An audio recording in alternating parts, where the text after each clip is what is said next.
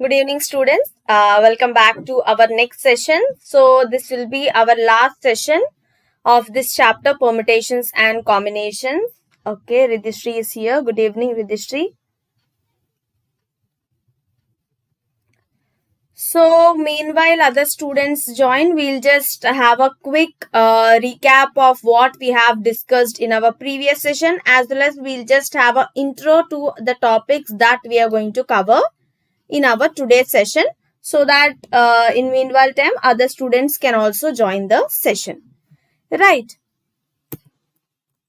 So if you guys remember, we have discussed already circular permutations in our previous session, right? So we have discussed about the difference of like clockwise direction and anti-clockwise direction. When they are different, what will be the permutation? When they are same, what will be the permutation?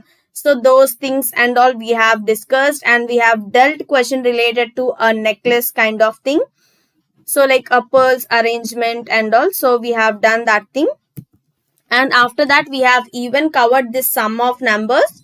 So we'll be given with some digits, and using that digits, we can be allowed to like number of ways to find the numbers. So those ways, and after finding those numbers, we have to here find the sum of unit digits. So that is one case, and the other is sum of the entire numbers, right? So for two of these cases, like sum of unit digits is one case that we have seen, and the other case is sum of the entire number. So sum of the entire number, so that also we have seen. So for both of these cases, we have seen the formula related to that in order to find the sum of numbers, right? So coming back to our today's session, so we are going to start our today's session with the concept of factor of natural numbers.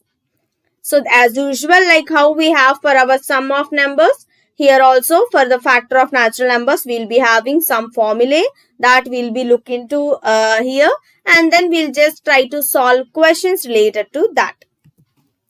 And coming to the next one, which is the multinomial theorem, right? So this multinomial theorem, which actually helps us to find the answer, like find the ways and all in a very easier manner, because when we do using our binomial concept and all, that will be a lengthy one. So we haven't discussed our chapter binomial theorem yet, but after this chapter, we are going to cover our next chapter, which is a binomial theorem. So no need to worry. But here, while discussing the multinomial theorem, we'll be having something related to our binomial. So I'll just give you a brief thing there regarding the binomial, but no need to worry. So don't be panic while discussing the multinomial theorem, because we'll be discussing that again in our binomial. So you just pay attention while I'm just giving a brief regarding our binomial also, right? So this multinomial theorem, right? So this multinomial theorem will be having direct formula, but to get that, we have to use our application part of our, like we have to apply our binomial theorem. So far you guys are not aware of binomial, so no need to worry. I'll just give you a brief thing here. But when we are dealing our binomial, again this entire thing will be coming up. So there we can actually have a quick detailed discussion there.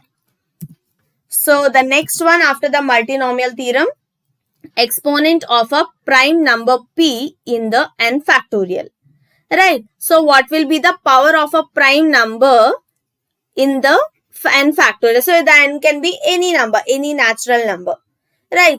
So that exponent value we have to find. So there is a methodology. We can even say that the highest power of the prime number in a given factorial. So we can even say that.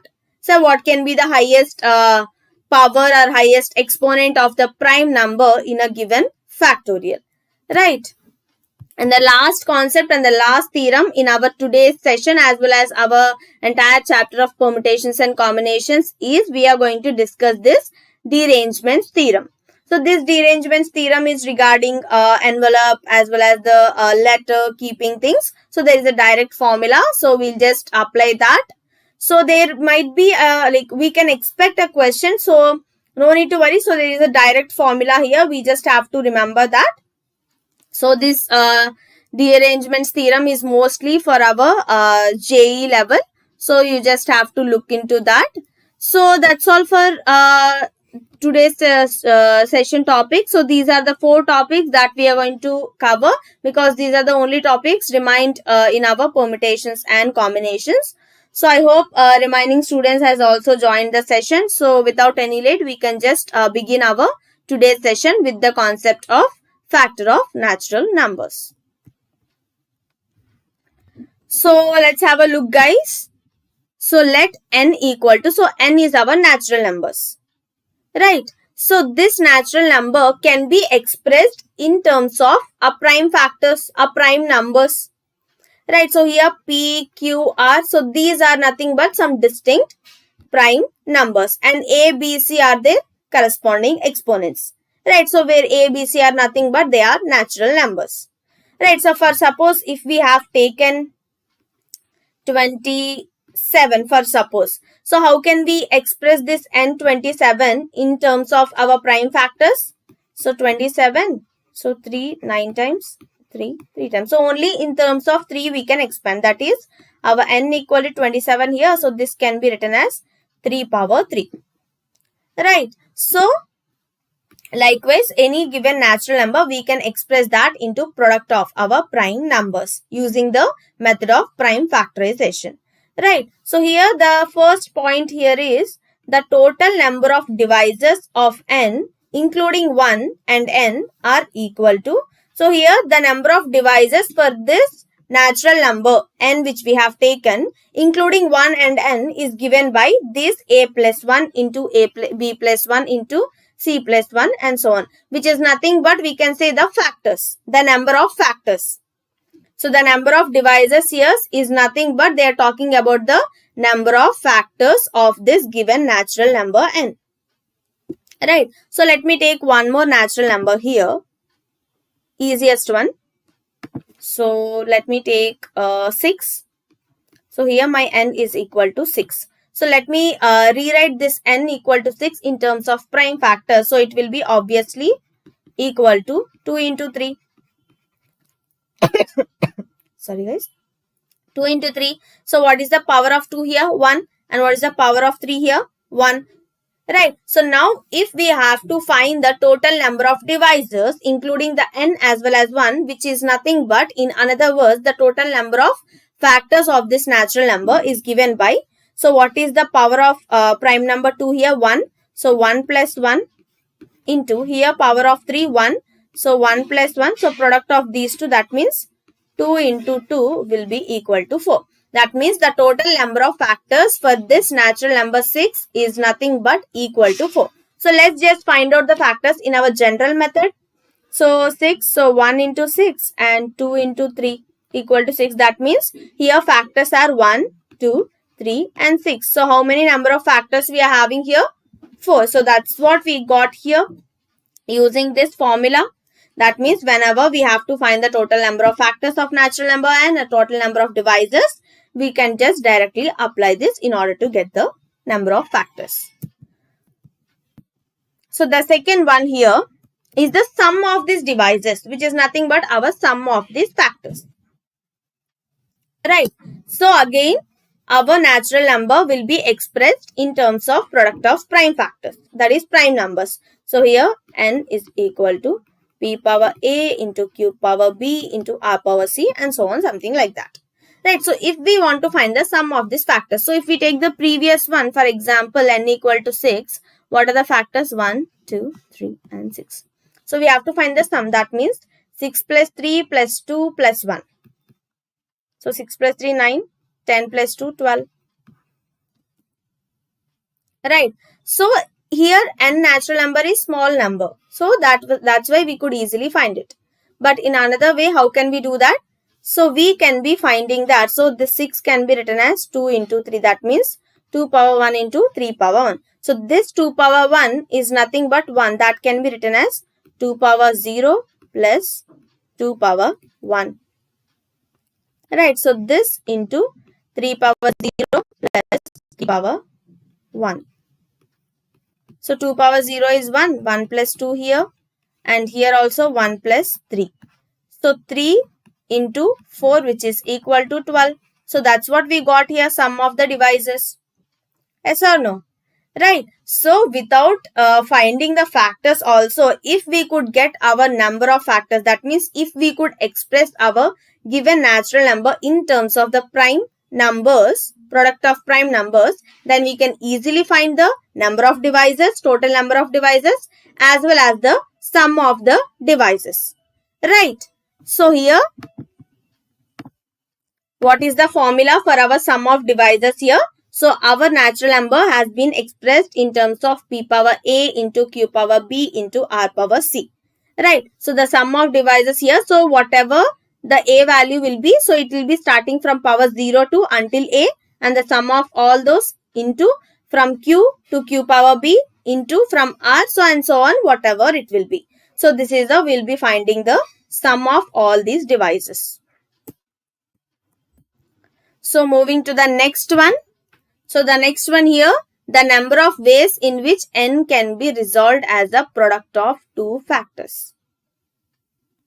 So here what we have to write? So we have to get the number of ways that we can resolve our natural number n into product of two factors. Right. So here, how we will be expressing our number here? If for suppose there are two possibilities for this natural number. First one is this natural number here can be a perfect square or it cannot be a perfect square. So let's consider first case where it is not a perfect square. Right. So it is, our natural number here is not a perfect square. So then how we will be finding the number of ways? We can write that into product of two factors. So product of two factors is nothing but our total number of factors divided by 1. Sorry, divided by 2. Because 6, suppose we take 6. So 6 can be written as 1 into 6, 2 into 3. So how many ways? So one way is writing as 1 into 6 and the other way is writing as 2 into 3. So only these two possibilities. That means these are nothing but total number of factors are 4. 4 by 2 is nothing but 2. That means our number of ways in which n can be resolved as product of two factors is nothing but total number of factors divided by 2 for a non-perfect square natural number. So what if we are having a perfect square natural number? So for a perfect square, it will always be a odd number of total factors. Right. So for that, let me take an example here. Let's take 4. So 4 can be written as 2 square. That means number of total divisors which we have here is 2 plus 1, that is equal to 3.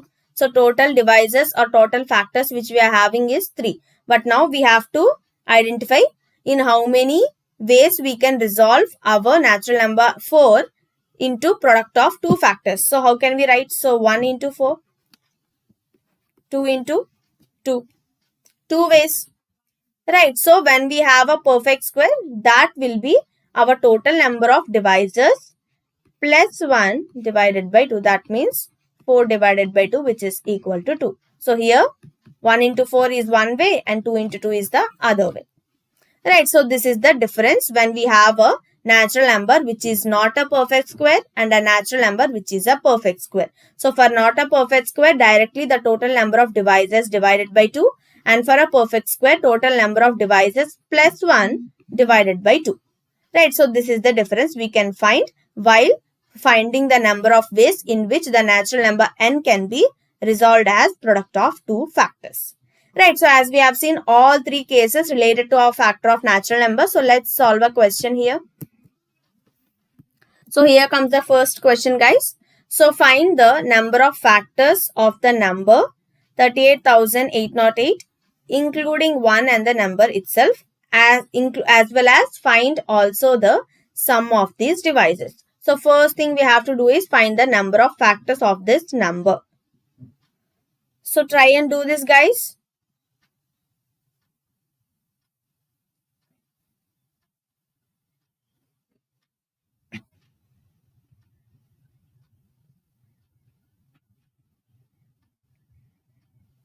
So here the natural number n which we have here is 38,808. So you first question is you have to find the total number of factors. That means total number of divisors.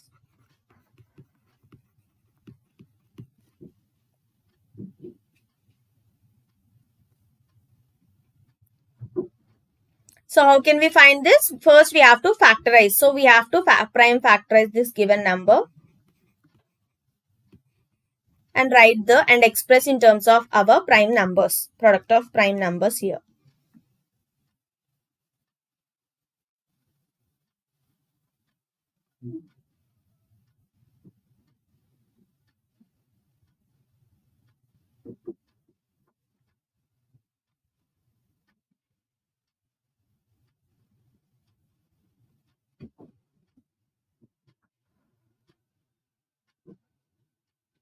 So let's just do this prime factorization method quickly. So here 2, we can start with 2, 9 times. Again we can go by 2, 2 times. Again 2. So if we do like this, sorry.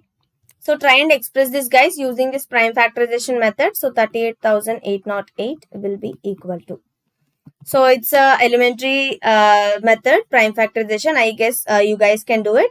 And let me know the prime numbers here.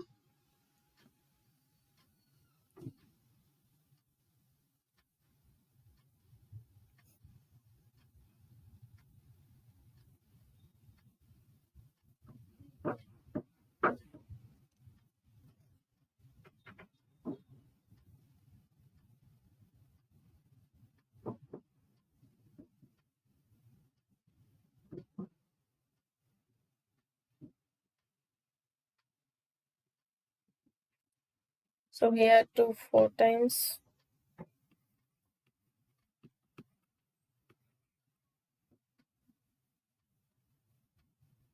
$18, so we can go by 3 here. 18, 21. Again we can go by 3. 15, 27. So now I hope we can go by 7, I think. So check once. Will it be possible? 539. So in terms of 7, it will be going 77. So here again 7 and 11. So if we express in our prime factors, 38,808 will be equal to 2 cube into 3 square into 7 square into 11. So once we got this prime factors, we could easily find the total number of factors as well as the sum of these factors. So first we'll just find total number of factors here. So total number of factors will be equal to 3 plus 1 and 3 power, that is 2 plus 1 and then 2 plus 1 and then 1 plus 1. That is 4 into 3 into 3 into 2. Right, 4 3s are 12, 36. So 36 into 2 here.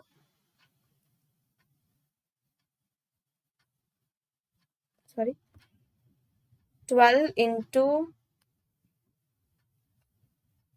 6, that will be 72. So the total number of factors which we are having here is 72.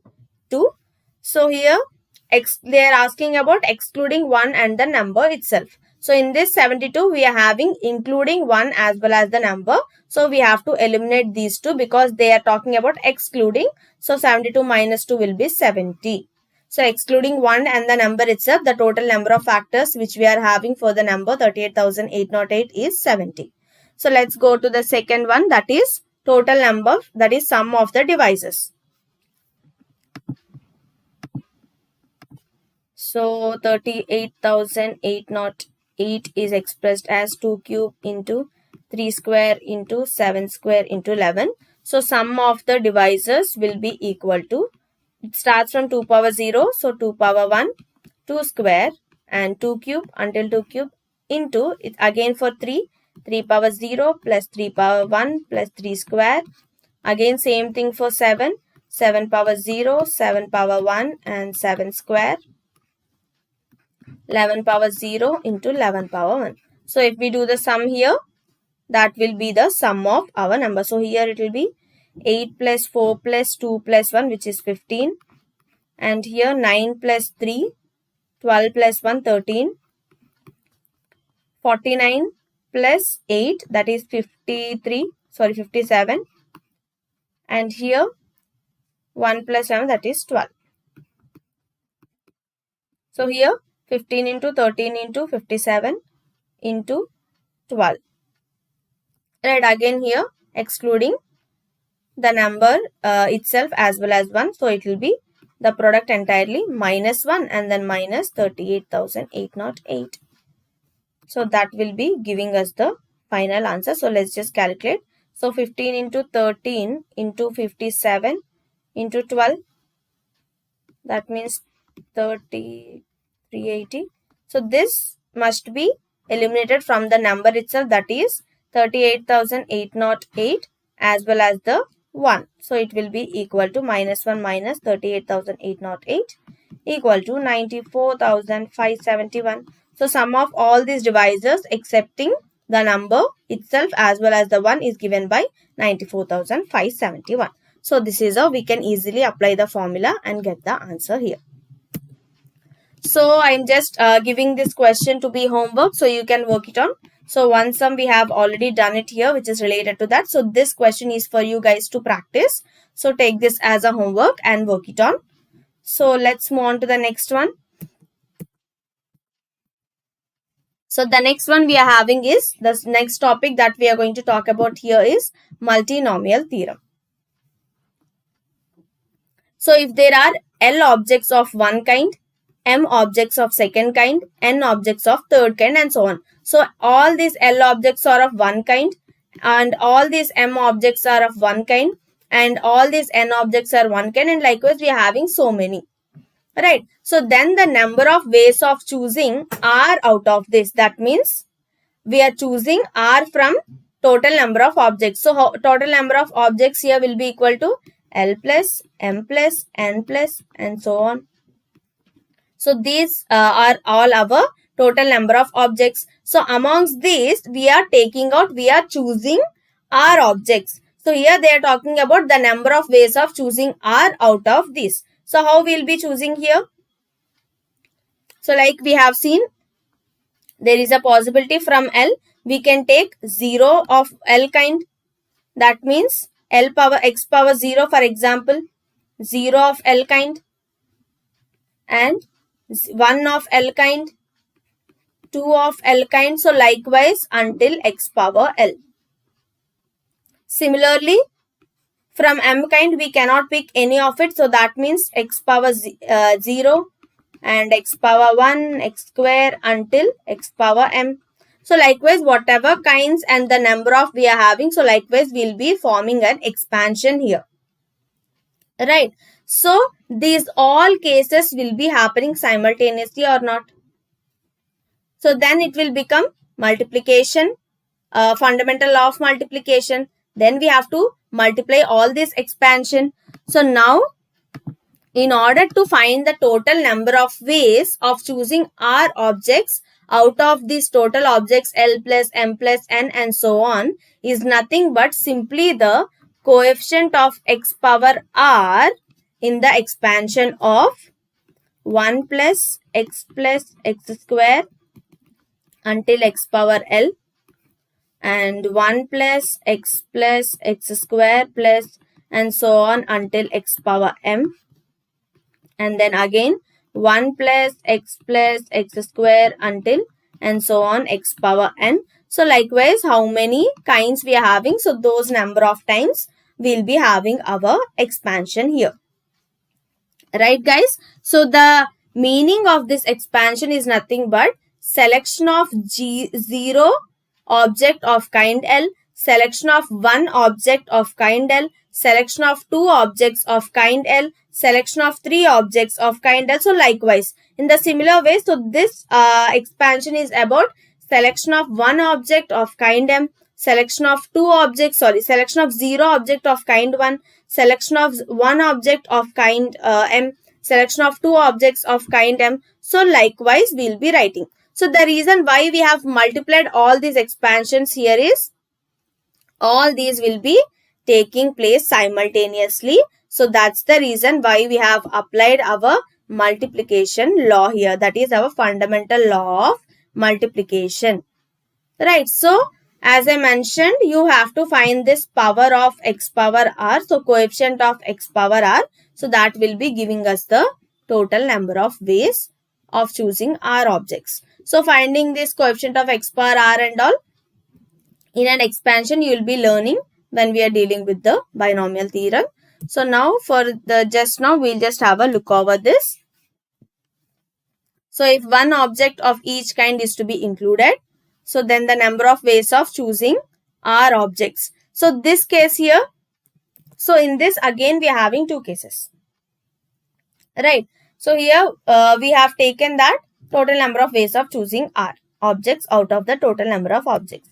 Here, if they have included a condition that one object of each kind is to be included. That means the selection of 0 of kind will be eliminated. That means this 1 plus amongst this expression 1 plus x, this x1 will be eliminated because that is x power 0, which is talking about which indicates that selection of 0 objects of that particular kind. But here they have mentioned if one object of each kind is to be included. So one object must be included. So that's why now our number of ways of choosing r for this particular restriction case will become the coefficient of x power r in the expansion. So here the expansion will be changing, which turns out to be, so this 1 will be eliminated because this indicates that 0 element of that selection. Right. So 0 object from a particular kind. So that will be eliminated. Then our expansion will be turning out to be x plus x square plus x cube until x power l and into x plus x square plus x cube until x power n. The same thing with x power n until the factors which we have given there. Right guys? So you have to be understood this expansions. You have to remember. So for which case which will be the expansion and all. Right.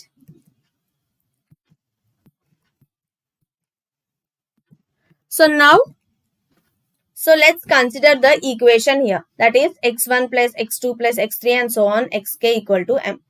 Right, in k variables. So whose sum must be always equal to m. So here this sum will be always equal to m. So the number of non-negative solutions to this above equation. So here we have to find the non-negative solutions of this equation. So that will be given by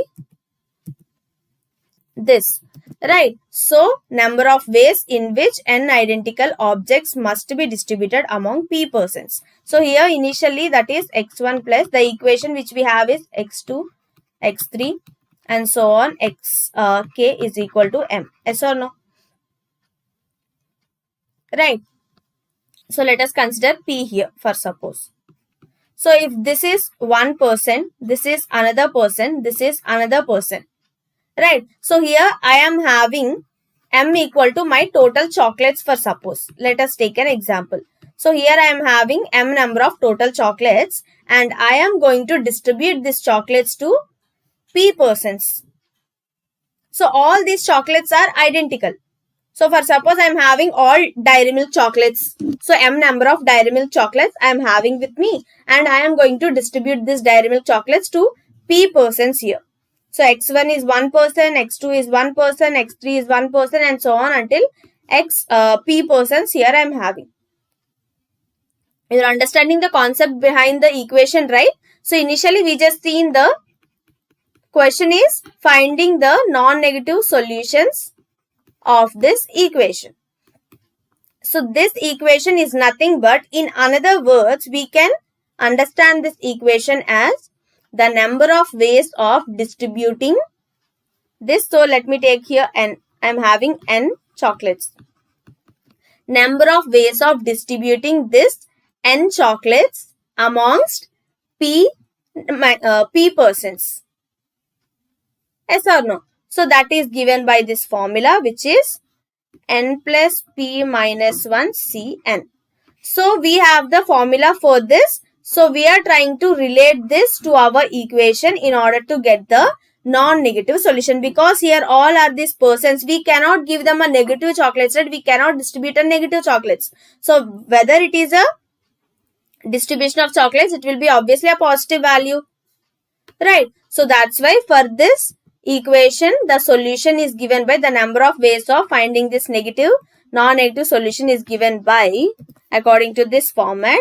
So n minus k plus 1 c. So n plus k minus 1 cn. That is,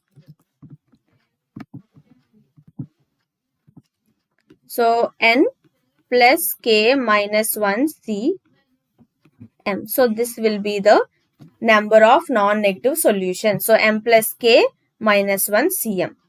So that is relatable to our this concept of distribution of chocolates among some p persons. So identical chocolates, right?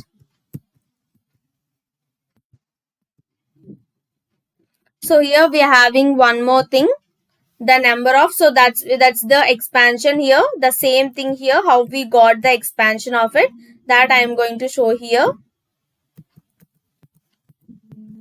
So the number of non-negative integral solutions of this equation, just now we have seen. So this is nothing but, in another way, the number of ways of distributing this n identical objects. I have given you as example of chocolates amongst r persons. So when each person can get 0, 1 or more objects. So there is a possibility for one person, I don't like to give him a chocolate, so I won't give him. So he'll be getting 0 chocolates. And for one person, I want to give him more chocolates. So I can give him some 10 chocolates around my n. Right. So likewise, I can distribute the chocolates, identical chocolates, among these r persons. So that number of ways just now we have seen, which is given by m plus r minus 1 by r minus 1. Cr minus 1, I think. So this is all about the binomial expansion. So here that will be given by the coefficient of, so we are trying to find this n, so that will be from the coefficient of this entire expression. So that will be coming here. So I'll just again explain you this part when we are dealing with our binomial, because so far you guys are not aware of binomial. So binomial is basically nothing but when you have x plus 1 plus x whole power n, so the expansion of it. So there we'll be having our combination related things. So the coefficient will be related to combinations. So will be so far you just remember the formula which we have seen. So how we got this formula and all we'll be discussing in our binomial. So the same thing here. So the previous one is non-negative integral solution. So here only talking about positive integral solution. That means 0 is not allowed here. So I have to give at least one chocolate to one person. So I cannot give 0. I cannot leave a person without giving him a chocolate. Right. So this is our second case where the formula is given by n minus 1 c r minus 1. So same thing guys. So the expansion of it we are just going to discuss while we discussing in our binomial. So there is no need to worry. But you have to understand the difference between these two. Right. So let me keep it this way. Sorry. So here we are having two cases. One is about non-negative integral solutions. So one is non-negative integral solution and the other is positive integral solutions.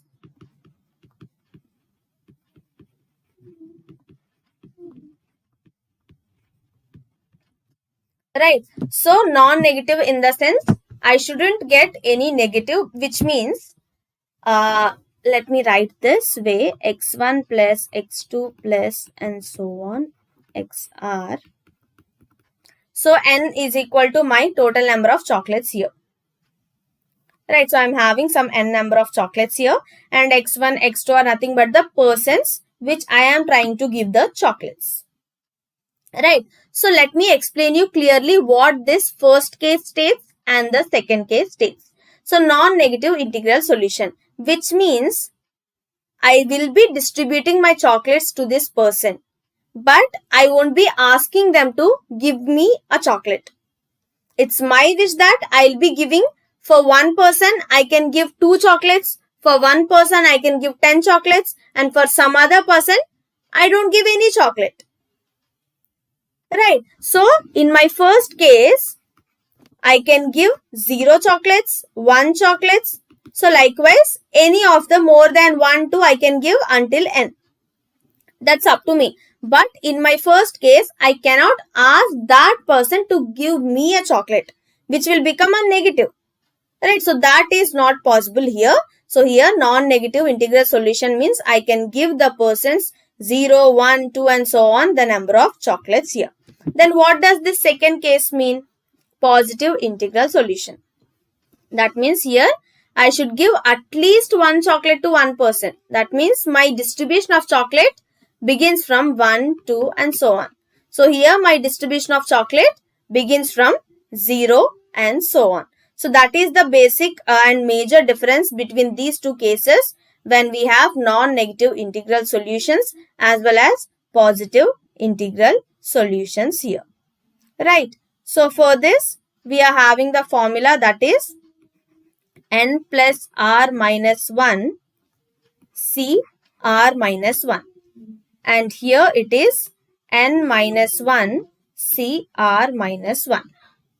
So for non-negative integral solutions, I hope the previous one I didn't write the formula properly, I think.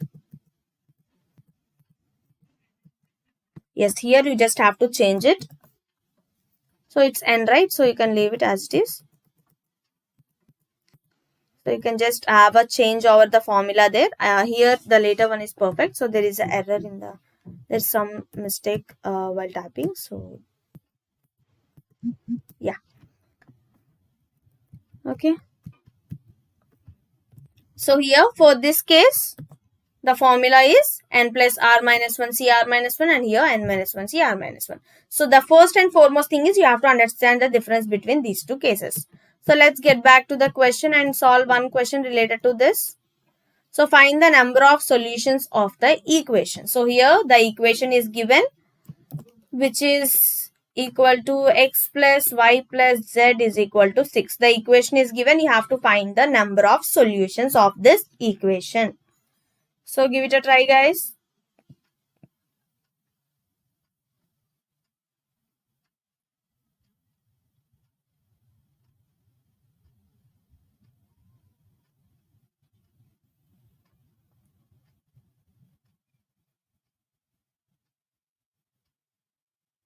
Here they haven't mentioned me the condition of I should give at least 1 chocolate to one person.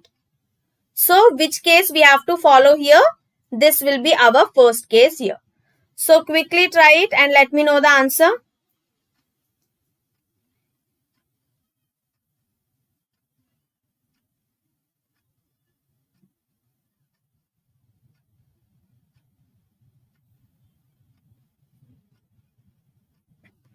Come on, guys. So here you have to understand first in which case it will be falling. So whether it is falling in our first case or in second case. So here you can observe, find the number of solutions of the equation. And they didn't mention any other condition.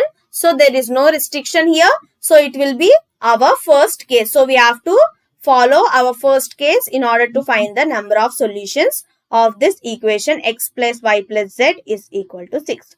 So quickly apply that and let me know the answer, guys.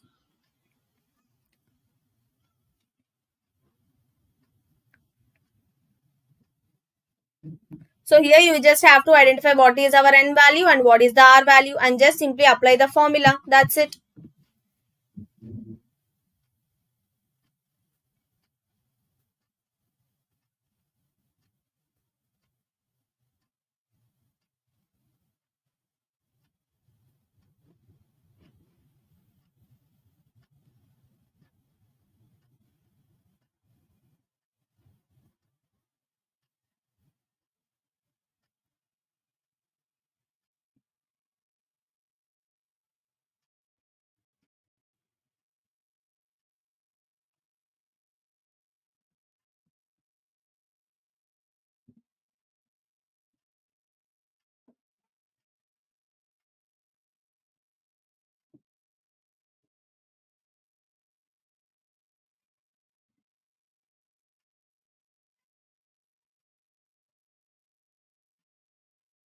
So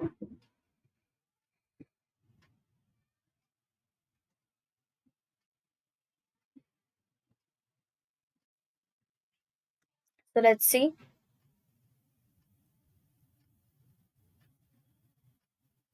So what is the formula for first case, guys?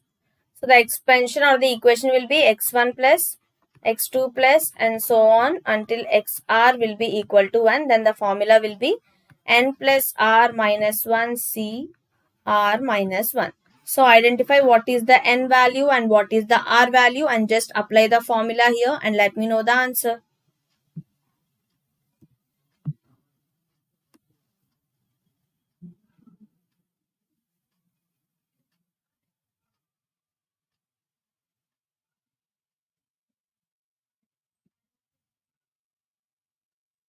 So by observing here, n value is 6 and r value is 3. So let's just apply. So 6 plus 3 minus 1 c 3 minus 1.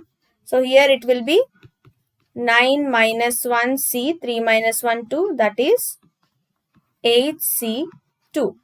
So it will be 8c2 expansion will be 8 factorial divided by 2 factorial, 8 minus 2 factorial.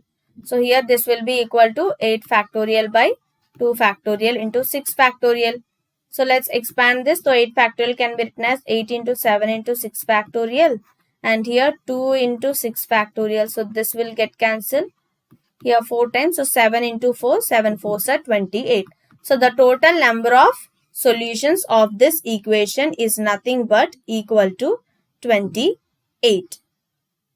So I hope you guys got this one. 8c2, right? So 8 factorial, 2 factorial, 8 minus 2 factorial. So let's have a look. If you have any doubts in this, you can let me know.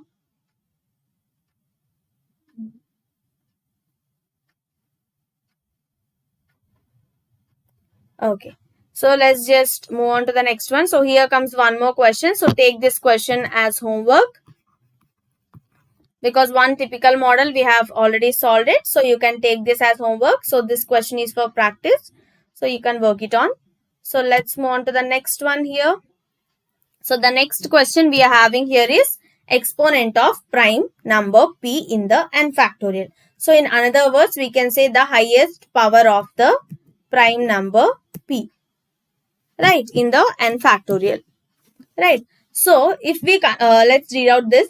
So consider a prime number p and we want to know its exponent in n factorial, right. So that will be, so if we are having some prime number p and we have to find that n factorial, that means we have to find the power of this prime number p in n factorial, right. So the number of multiples of p in n factorial is given by step of n by p, right. That means here our formula is nothing but related to our step of n by p. So it will be increasing, right. If even if a number k between 1 and n has 2 factors of p, this formula counts it only 1, right. So it will be counting 1. Then our highest power of a prime number in the n factorial is given by n by p step plus n by p square in the step and n by p cube in step, so and so on, it will be going on. So this will be giving us the highest power or the exponent of the prime number p in n factorial. So this way of expansion is called to be a Legendre's function, right. So here you can see, so this will be called as a Legendre's function, right. So the easiest way is, so for suppose let's take an example and solve it. So let's take prime number 3 and factorial 100 factorial. So power of 3 in 100 factorial. So here we have to find the power of 3 in 100 factorial. So what will be the formula? So 100 by 3 step plus 100 by 3 square step, 100 by 3 cube step. So 100 by 3 power 4 step, 100 by 3 power 5 step. I think here by here it will be okay. So let's find the answer here. So what will be the value of 100 divided by 3? 33.33. So as it's a step, we'll be taking the lowest one, that is 33 here. And same way 100 divided by 9, 11.11. So it will be 11. Right. So again 100 divided by 27, that is equal to, so 3 point something, so it will be 3. And then the next one will be 100 divided by 81. So here it will be 1 point something, so it will be 1. And the next one will be 81 into 3, it will be 243. Which means 100 divided by 243 will be obviously 0 point something. So if we take any other value, so that will also be greater than 100. So obviously it will be 0 point something. So all the remaining will become 0. So we can end it up here. So that means the exponent of the number 3, that is the prime number 3 in the 100 factorial is given by 33 plus 11 plus 3 plus 1, 4. Right. So 33 plus 11 plus 4, which is equal to 48, that is 3 power 48. Right, so this is how we'll be finding the exponent of any prime number in n factorial. So let's have a question on this. So here comes the question, find the exponent of 7 in 400 factorial. So here 7 is the prime number and the factorial which we have here is 400. So we have to find the power or the highest exponent of this prime number 7 in 400 factorial. So quickly follow the same methodology which we have done and let me know the answer, guys.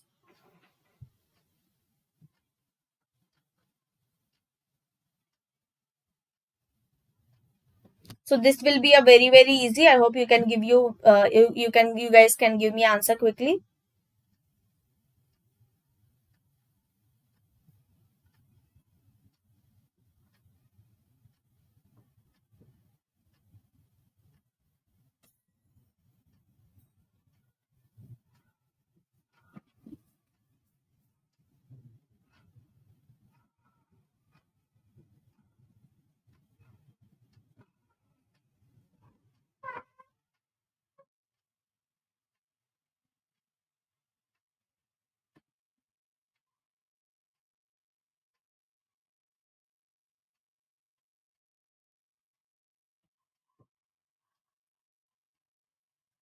So same methodology, that means 400 by 7 step,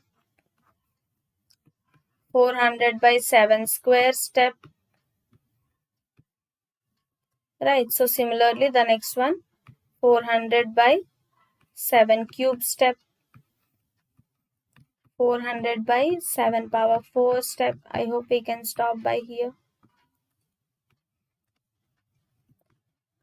So find the values and check the exponent of 7 here in 400 factorial.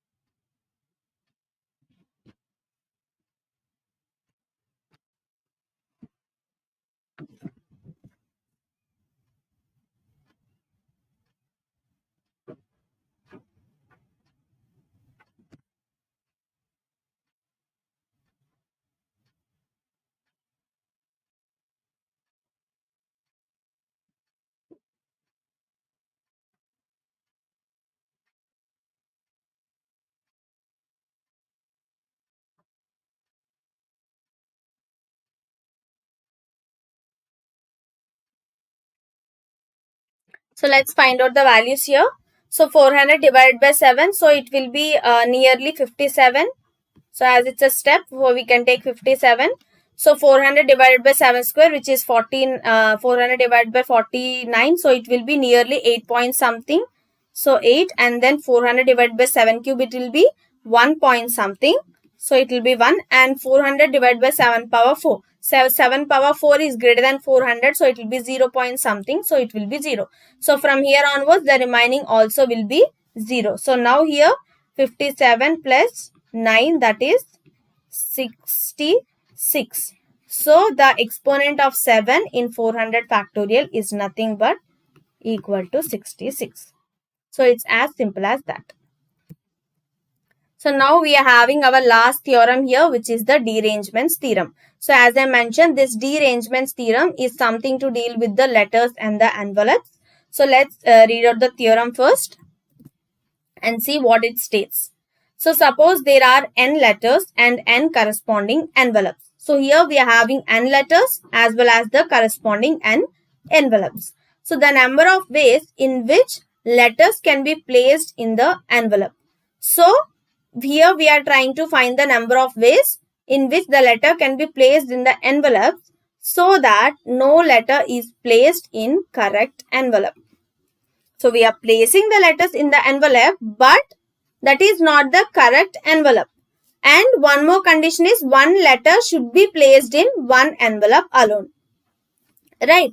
So the number of ways in which these letters can be placed in the envelope such that one letter in one envelope and no letter can be placed in the correct envelope. So that is the derangement. That means we are not arranging them in a proper way. That means if we are having some 3 letters, so L1, L2, L3. For them, we will be having 3 envelopes, E1, E2 and E3. So the correct letter and envelope match will be L1, E1, L2, E2, L3, E3. But we cannot exactly place this correct match. That means we can place L1 in E2 or L2 in E3 and L3 in E1. So likewise, we have to place each letter in each envelope in a wrong way. That is in a wrong envelope. So we never place a correct letter in a correct envelope. So that is our derangement theorem, and that is given by, if we are having n letters and n envelopes, so the theorem states that the derangement is given by, so the number of ways in which we can place the letters in the envelope which is in a not correct envelope. So that is given by n factorial into 1 minus, that is 1 by 1 factorial plus 1 by 2 factorial minus 1 by 3 factorial plus 1 by 4 factorial and so on. So it will be alternately changing. That means minus 1 whole power n by n factorial. So this is our derangements theorem here. Right, so it's as simple as that. So there are few papers, they have given a direct question from this. So that's why you just have to know this theorem, derangements theorem, regarding the letters as well as the envelopes. So let's do one last question related to our derangements theorem, and we'll just wind up our session as well as the entire chapter of permutations and combinations by today. So try to read the question here and try to answer it using the derangements theorem that we have just discussed now. Come on guys, quickly.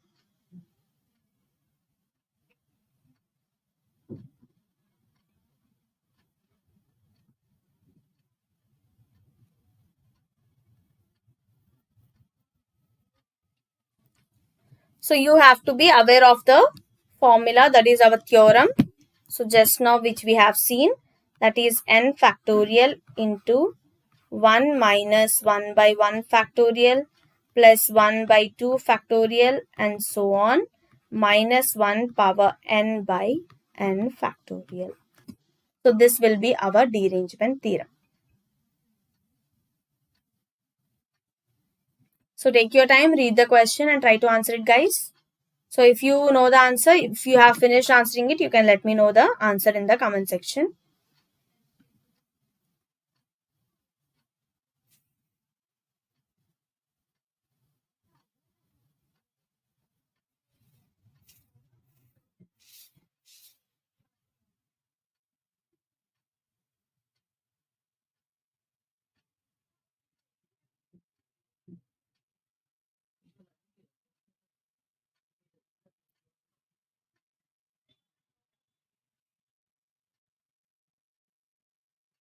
So let's give you 2-3 minutes. Okay, 1 more minute.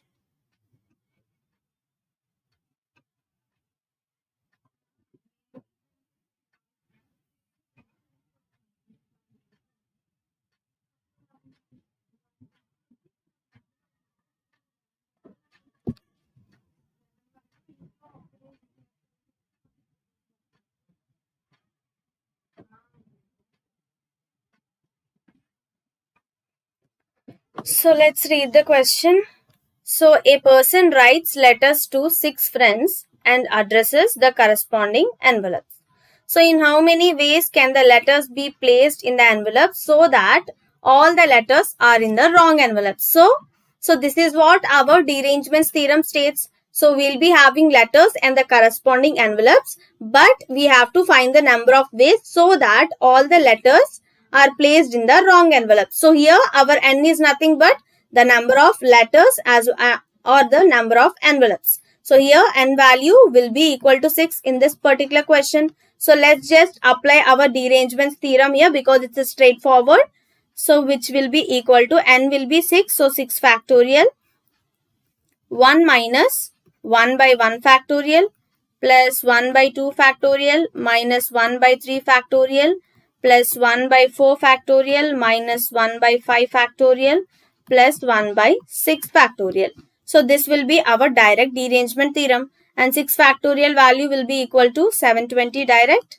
So 1 minus 1 here plus 1 by 2 here and minus 1 by 6 here plus 1 by 24 here minus 1 by 120 here plus 1 by 720.